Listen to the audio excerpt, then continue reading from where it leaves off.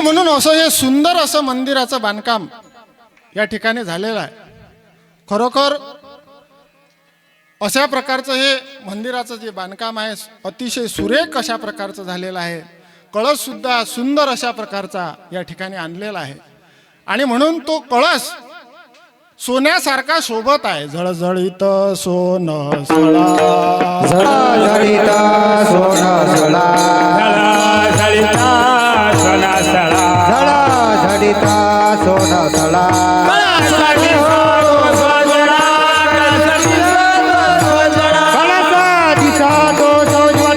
कळस दिसतो सोज्वळा, कळस दिसतो सोज्वळा, कळस दिसतो सोज्वळा. झळझळीत सोनसळा, कळस दिसतो सोज्वळा. म्हणून मंदिराची पूर्णता जी आहे ती पूर्णता आहे कळसानं. कळस स्थापन झाला की मंदिराला पूर्णता प्राप्त झाली. जशी नदीची पूर्णता कधी होते माहिती आहे का तुम्हाला? नदीची पूर्णता कधी होते? नदी जेव्हा आपल्या उगमावून निघते त्याच्यानंतर ते अनेक गावला जाते, पण तिची पूर्णता तेव्हा होते ज्या वेळेला ते समुद्राला मिळते. तशा पद्धतीनं मंदिराची पूर्णता ही कळसानं होते आणि कोणत्याही कार्यक्रमाची सप्ताहाची पूर्णता ही काल्याच्या कीर्तनानं होते. विठ्ठल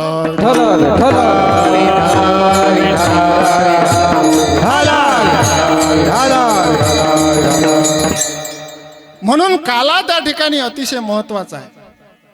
काही काही लोक ज्यांना काल्याचं काहीच महत्व कळत नाही ते त्या ठिकाणी आणि म्हणतात का नेहमी नेहमी काला काला दही लाया, दही लाया, काला काला. काय तुमच्या काल्यामध्ये एवढं विशेष? ते दही असते आणि लाया असतात, मग ते काय आम्हाला घरी खाता येत नाही का? याच्यापेक्षा चांगले पदार्थ आम्ही घरी करून खाऊ शकतो. मग तुमचं ते दही लाया ह्याच्यामध्ये काय विशेष आहे? तेव्हा त्याला त्या ठिकाणी संतांनी सांगितलं, अरे बाबा तुम्ही काय खाता याच्या इकडे पाहू नका. काल्यामध्ये दही आणि लायाच आहे, पण काय खाता याला पाहू नका. कोण देते याला पहा. आपल्याला हा प्रसाद कोण देतो? प्रसाद देतो. माहिती आहे की भगवंताचा जन्म कधी होत असते? ज्या ज्या वेळेला धर्माची हानी होते. आपण भागवतामध्ये ऐकलेलं आहे, यदा यदा हि धर्मस्य ग्लानिर्भवति भारत अभ्युत्थानम धर्मस्य तदात्मानं सृजाम्यहम्. मग अशा प्रकारे भगवंताचा जन्म हा झालेला आहे. जो जन्म झाला तो भगवंताचा जन्म कोणत्या ठिकाणी झाला? भागवत ऐकलं ना तुम्ही? 7 दिवस. मग भगवंताचा जन्म कोणत्या गावाला झाला सांगा बरं महिला मंडळी? भगवंताचा, भगवान श्रीकृष्णाचा जन्म 7 दिवस भागवत ऐकलं ना आपण? कुठं झाला? पंजाबला.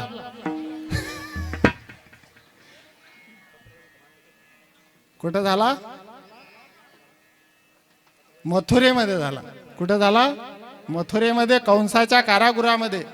आणि मग इकडला बाबा तिकडे नेला रात्रीच, आणि तिकडली बेबी कुकडे आणली, इकडे आणली. हा रात्रीच कार्यक्रम झाला. आणि सकाळी ज्या वेळेला गोकुळातल्या लोकांना कळलं की नंदाच्या घरी भगवंताचा जन्म झालेला आहे, त्यावेळेला एक गवळण दुसऱ्या गवळणीला सांगायला लागली, गवळण सांगत गवळणीला,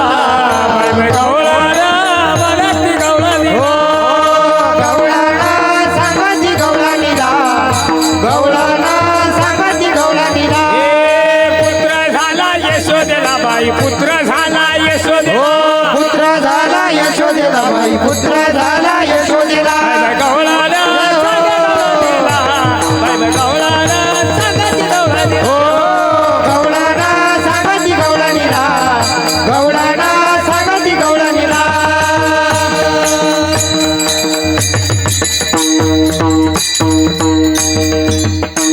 गवळण सांगती गवळणीला, पुत्र झाला यशोदेला. सगळ्या गवळणी आणि नंदाच्या वाड्यामध्ये आल्या आणि तिथं भगवंताचा जन्मोत्सव मोठ्या उत्साहामध्ये साजरा करण्यात आला. आणि मग भगवंत जसे जसे मोठे व्हायला लागले तसे तसे कंसानं वेगवेगळे राक्षस भगवान कृष्णाला मारण्यासाठी पाठवलेले आहे. सगळा कथाभाग आपण भागवतामध्ये पाहला. पुतना मावशी कशी मारली, माबळ भटाची फजिता कशी झाली, काग बगरिठा मारला बाळपणी, अवघी दैत्य खानी बुडविली. आणि मग भगवंत हळूहळू मोठे व्हायला लागले. मग हळूहळू रांगायला लागले, रांगता रांगता चालायला लागले आणि चालता चालता बोलायला लागले. आता एवढ्या लवकर एवढ्या गोष्टी कशा करायला लागले? कीर्तनामध्ये करत असतात. काऊन की आता किती वाजले? 1:30 नाही का? 1:30 वाजले ना?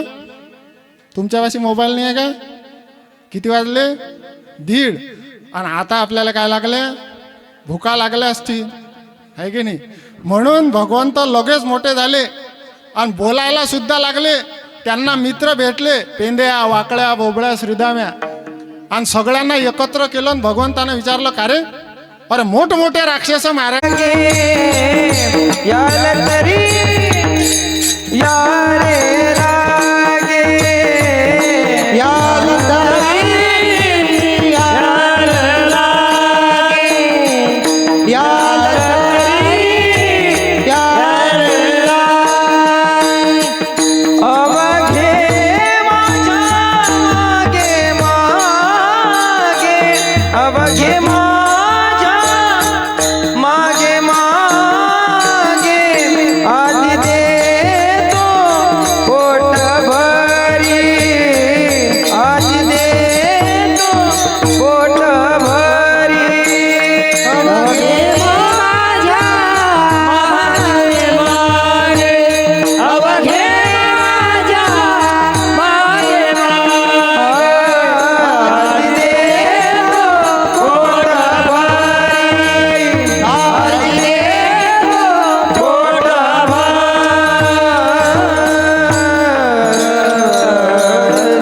याल तरी हारे लागे अवघे माझ्या माग मागे. सगळे गोपाळ म्हणतात, देवा माग माग यायचं. मग माग माग येऊन त्या ठिकाणी काय कार्य करायचं? म्हणे आपल्याला चोरी करायची आहे. म्हणे चोरी करायची आहे, मग तुमच्या माग माग यावं लागेल. मग काय साहित्य घ्यायचं सोबत? भगवंतानं सांगितलं, तुम्ही सोबत माझ्या येत असताना खळे घ्या,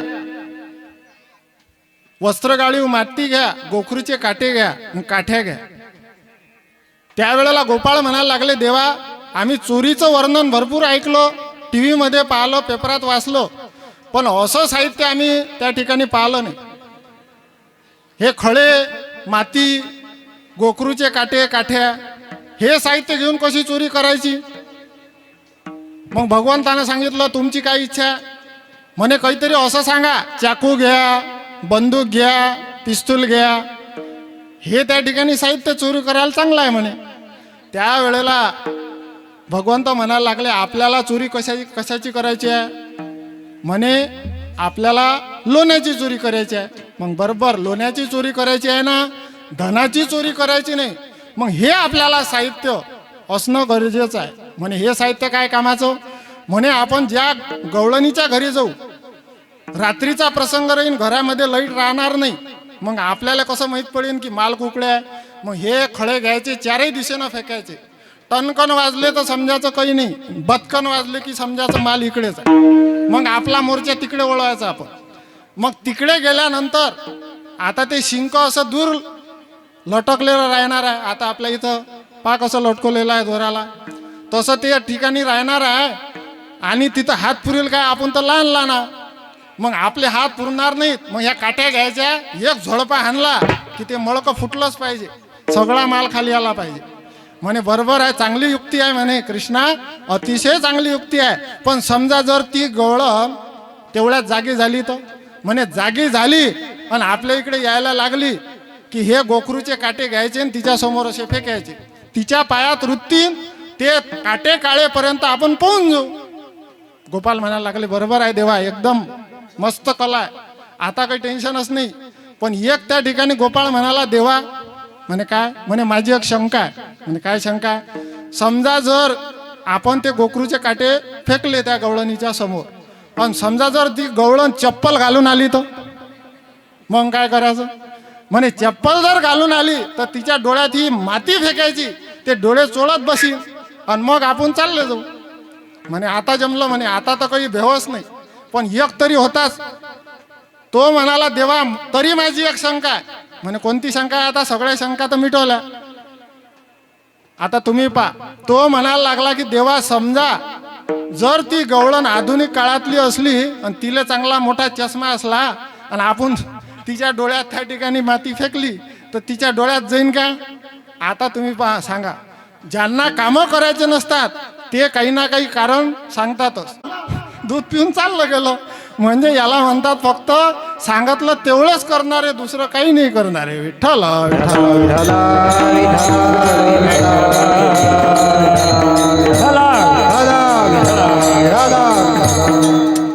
त्यावेळेला भगवंतानं सांगितलं तुम्ही त्या ठिकाणी अशा प्रकारे वेगवेगळे कारण देऊ नका. तुम्ही फक्त माझ्या मागं मागे या, याला तरी अरे लागे अवघी माझ्या मागे मागे. आणि तुम्ही माझ्या मागे मागे आले तर मी तुम्हाला आज पोटभर देतो अभंगाच्या दुसऱ्या चरणामध्ये.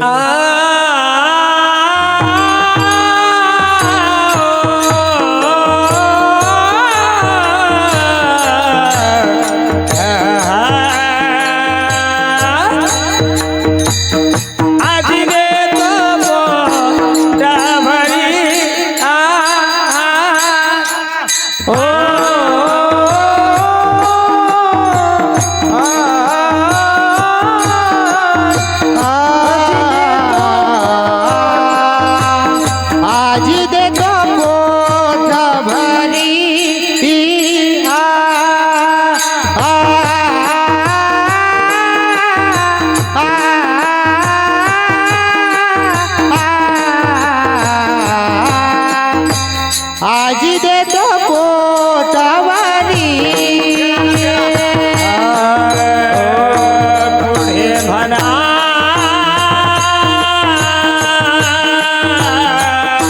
दत्तो बारी. पुढे म्हणा जातो वारी.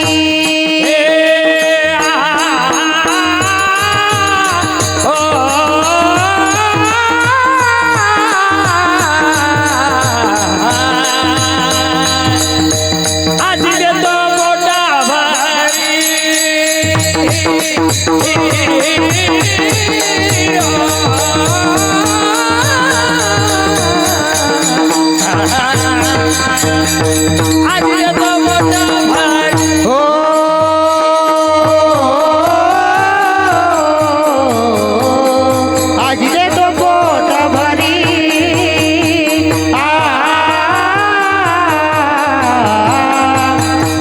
आजी देतो पोटावारी. आज देतो पोटभरी पुरे म्हणाल तोवरी. आमचे टाळकरी भरपूर सुंदर अशा प्रकारे गायन करत आहेत. आमचे मृदंगाचार्य महाराज, गायनाचार्य हे विनेकरी महाराज, खरोखर सुंदर अशी ही साथ आहे.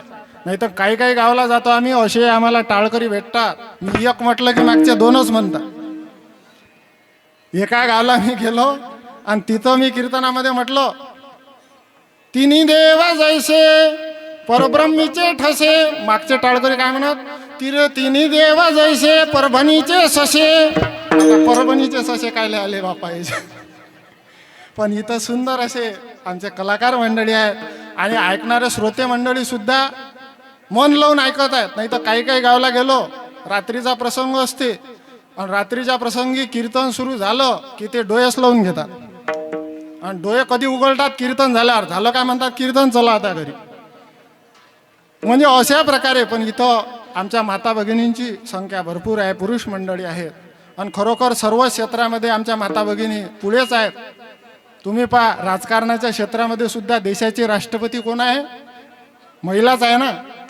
सर्व क्षेत्रामध्ये, राजकारणामध्ये, शिक्षणाच्या क्षेत्रामध्ये, त्याचप्रमाणे नोकरीच्या क्षेत्रामध्ये, धार्मिक क्षेत्रामध्ये, सगळ्याच गोष्टीत महिला काय आहेत? पुढे आहेत.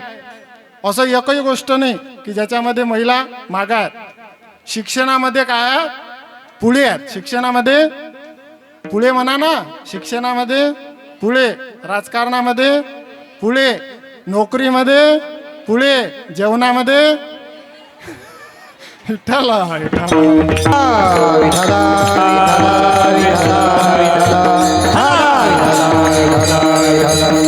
पण खरोखर अतिशय आनंदाचा सोहळा आहे. मग महाराज म्हणतात, आजी देतो पोटभरी पुरे म्हणाल तो हरी.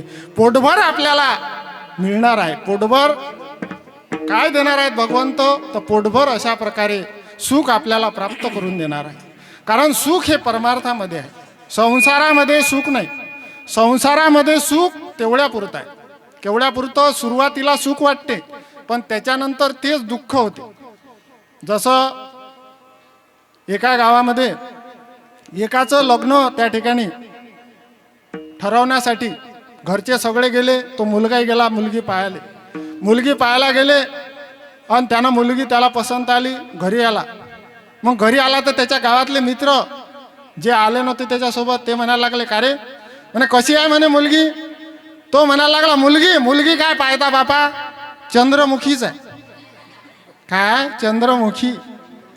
मग त्याच्यानंतर त्याचं लग्न झालं आणि लग्न झाल्यानंतर 5-6 महिने गेले की त्याचे मित्र विचारतात, का रे आता कशी आहे तुझी बायको? म्हणे पहिले लग्नाच्या अगोदर चंद्रमुखी होती, आता सूर्यमुखी झाली. आणि 2-4 लेकरं झाले की मग त्याला विचारा, का रे बाबा आता कशी आहे तुझी बायको? म्हणे पहिले लग्नाच्या अगोदर चंद्रमुखी होती, मग काही दिवसानं सूर्यमुखी झाली, आता तर ज्वालामुखीच आहे, काही विचारूच नका. विठ्ठल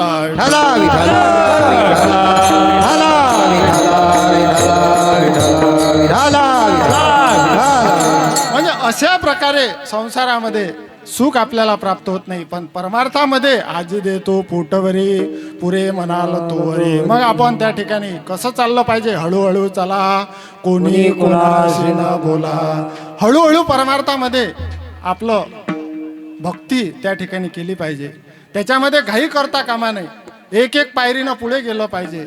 भगवंताची भक्ती करत असताना अगोदर आपले जे व्यसन आहेत ते व्यसन सोडून दिले पाहिजे. गळ्यामध्ये पवित्र अशा प्रकारची तुळशीची माळ घातली पाहिजे आणि त्यानंतर हळूहळू परमार्थाला लागलं पाहिजे. हळूहळू ढाळे ढाळे केतुलेने एके वेळे तो मार्गाची निबळे निश्चित ठाके. आणि परमार्थामध्ये बळबळ करायची नाही. काही काही लोकांना बळबळ करायची लय सवय असतं आणि काही काही लोक असे बळबळ करतात, त्या बळबळीमध्ये काही अर्थही नसते. एका गावामध्ये आणि एक जे बाई होती, ते बाई दुसऱ्या बाईला तिच्या घरी गेली आणि म्हणे, काय म्हणे असा जावई मिळाला, म्हणे असा जावई मिळाला, एवढा हुशार आमचा जावई आहे, एवढा हुशार जावई आहे. ते बाई म्हणे, एवढा हुशार? म्हणे काय केलं तुझ्या जावयानं? म्हणे काय विचारता, म्हणे एवढा त्या ठिकाणी हुशार आहे, एवढा हुशार आहे की तो एक कुत्रा आलं म्हणे, त्या कुत्र्याला त्या ठिकाणी त्यानं इंजेक्शन दिलं. त्या कुत्र्याला शेपूटच नव्हतं, पण इंजेक्शन देऊ देऊ त्याला शेपूट त्या ठिकाणी तयार करून दिलं. एवढा आमचा जवळ हुशार. मग आता हे काय कमी होती का? हिला वाटलं हिनं लयच वर्णन केलं, आता आपणही आपल्या जवळचं वर्णन करू. ते म्हणे ते तर काहीच नाही, माझा जवळ तर त्याच्याही पेक्षा हुशार आहे. म्हणे तुझ्या जवळनं काय केलं? म्हणे तुझ्या जवळपाशी कुत्रं तरी होतं, माझ्या जवळपाशी कुत्रं नव्हतं, त्याचं शेपूटच आलं म्हणे. त्या शेपटालाच इंजेक्शन देऊ कुत्रं तयार केलं म्हणे. किती हुशार आहे. विठ्ठल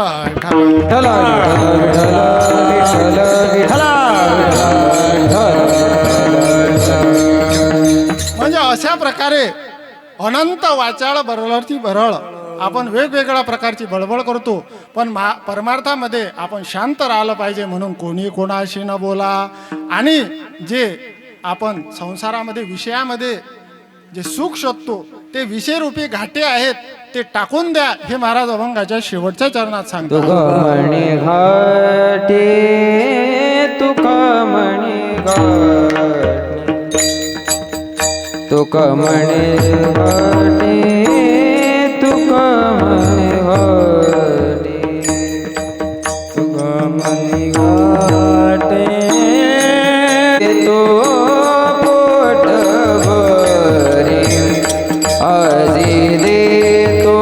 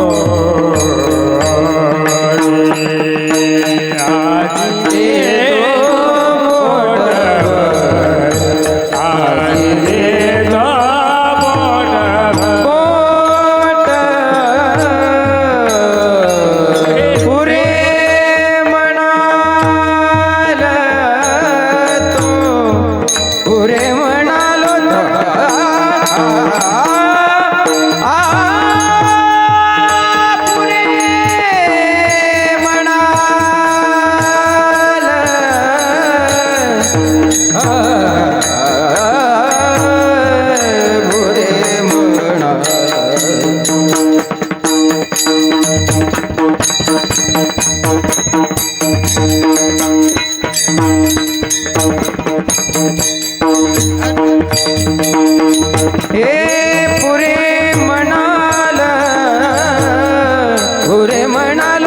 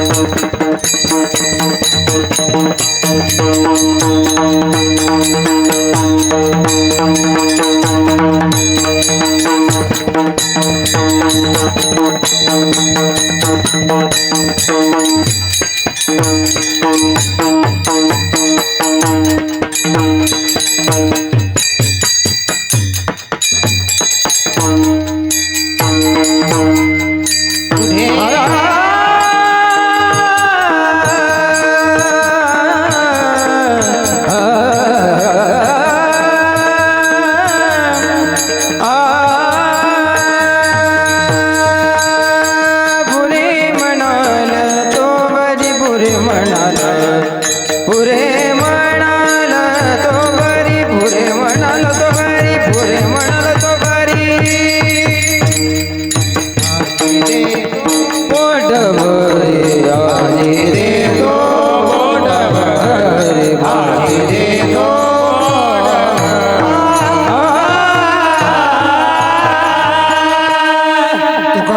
सांडा घाटे येणे नका भरू पोटे आजी देतो पोट भरी पुरे म्हणाल तू वरी. एक वेळेला संप्रदायाच्या नियमाप्रमाणे आपण भगवंताचं भजन करू. त्याकरता सर्वांनी आपापले हात वर करा. विठोबा रघुमा जे विठोबा रघुमा विठोबा रघुमा विठोबा रघुमा विठोबा रघुमा विठोबा रघुमा विठोबा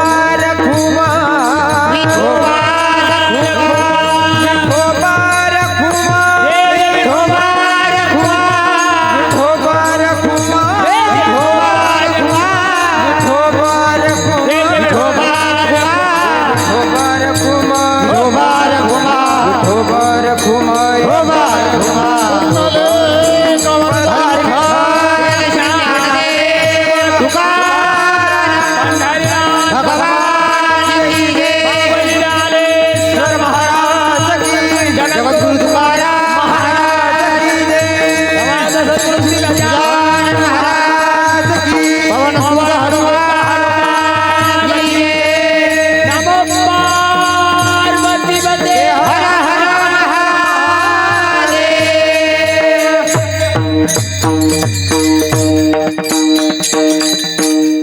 अशा प्रकारे भगवंतानं सगळ्या गोकुळामध्ये चोळीचा सुळसुळा काय कीर्तनाचे सुख. आणि गरमी सुद्धा होत आहे आणि कैक उभं राहणारे चक्कर सुद्धा आलेले आहेत.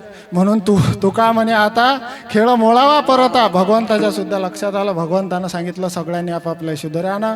सगळ्या गोपाळांनी आपापल्या शिदोऱ्या आणल्या. भगवंतानं सगळ्यांच्या शिदोऱ्या आपल्या शिदोरीमध्ये एकत्र केल्या. त्याचा काला तो प्रसाद केला आणि तो प्रसाद सगळ्या गोपाळांना भगवंत सर्व गोपाळांच्या मध्यभागी बसून त्या ठिकाणी वाटत आहेत, उभे राहून वाटत आहेत. त्यावेळेला त्या प्रसंगाचं वर्णन शुकाचार्य राजा परीक्षितीला सांगतात. विभ्रदवेनुम जठरपटयो शृंगवेत्रेच कक्षे वामे पानो मश्रुल कबलम तत्फलान्यंगुलेषु तिष्ठन्मध्ये स्वप्रेसृदो हासयन नर्म विश्वै स्वर्गे लोके मिषति बुभुजे यज्ञभोगबाल केले. गोपाल कृष्ण भगवान सुता हनुमान समर्थ सद्गुरु गजानन महाराज ऋषी संत घुसरकर महाराज श्री संत रंगराव महाराज. ज्या साधू संतांमुळे हा प्रसाद आपल्याला प्राप्त झाला त्यांचं एक वेळेला भजन करू. ज्ञानेश्वर माऊली ज्ञानेश्वर माऊली ज्ञानराज माऊली ज्ञानेश्वर माऊली ज्ञानराज माऊली ज्ञानेश्वर माऊली ज्ञानराज माऊली ज्ञानेश्वर माऊली ज्ञानराज माऊली ज्ञानेश्वर माऊली ज्ञानराज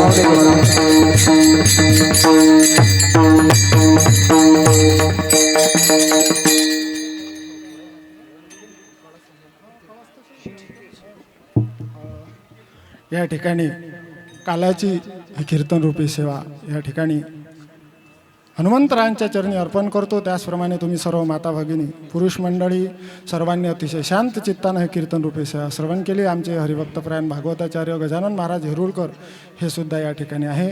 आणि म्हणून आता या ठिकाणी शिंक्याचा अभंग म्हणण्यात येईल. शिंक लावी अले दुरे शिंके लावी अले दुरे शिंके लावी अले दुरे होतो तिघाचे मी वरी होतो तिघाचे मी वरी होतो तिहाचे मी हरी होतो तिहाचे मी हरी होतो तिहाचे मी हरी होतो तिहाचे मी हरी. तुम्ही वारे दोही कडे तुम्ही वारे दोही कडे तुम्ही वारे दोही कडे तुम्ही वारे दोही कडे मुख पसरोनी गडे मुख पसरोनी गडे मुख पसरवणी घडे मुख पसरवणी घडे पसरवणी घडे मुख पसरवणी हा वाहती त्या दारा तिच्या राधा घ्या रे दोहीच्या कोपरा घ्या रे दोहीच्या कोपरा घ्या रे दोहीच्या गोफना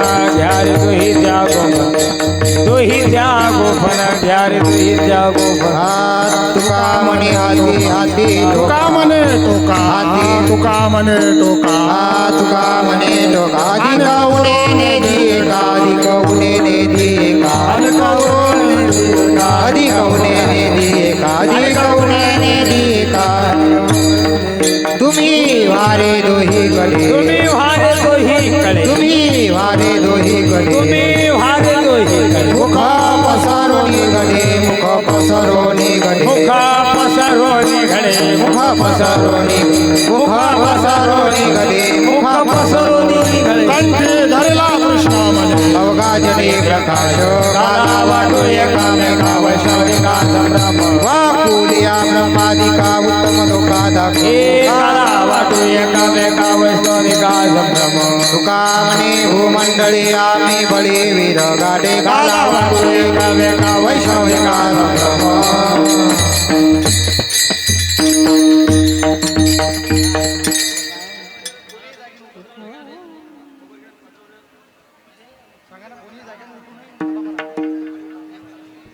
कोणीही जागेवर उठू नका कृपया कोणीही जागेवर उठू नका. कोणी जागेवर उठलो का जागेवर प्रसाद येणार आहे शांत राहा.